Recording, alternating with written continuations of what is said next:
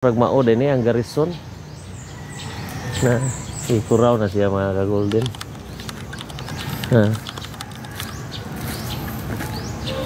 Mao din ni mga ka-golden gitaon din. Mga ka-golden ni ata sa San Agustin Academy sa Panglao mga ka-golden atong giubanan ni mga bata nga sa ilang activity sa Student Catholic Action. Combine sila na. Nya dia sa likod mga ka-golden akong i-vlog mga ka-golden. Ang karaan nga wall gikaon sa na dakit. Grabe ning dakit atong ilion sa luyo mga ka-golden gikuraw ni. Tanawa oh.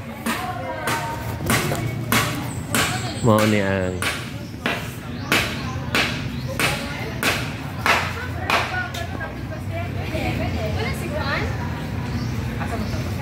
landong yung gayo ang kuan mga ka-golden pasilip rin mga ka-golden na kay gikuraw to mo ni ang na kaning gigamit ani mga bato gihapon ni mga ka-golden kadtong tinabliya gihapon nga bato na saraan gihapon nga part sa kuraw sa una sa Panglao Church mga ka-golden sa dira atong mo libot sa loyo. Tanawa ni ha mga ka-golden.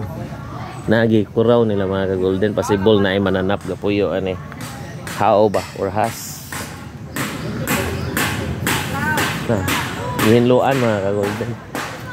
Na dako kay siya sa punuan mga ka-golden.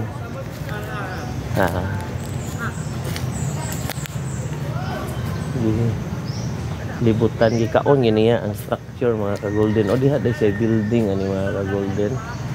Possible part ni sa kanang nagikuraw ni mga ka-golden ya. Part gyapon ni siya sa saga. Diya mo gutoy garrison ani mga ka-golden murag naa siguro tong garrison diha to sa Lube.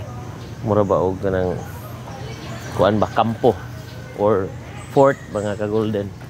Or basinong mao ni nakainomdom sa murag mao siguro ni mga ka-golden no. Na murag mao din ni ang garrison. Na ikuraw na siya mga ka-golden.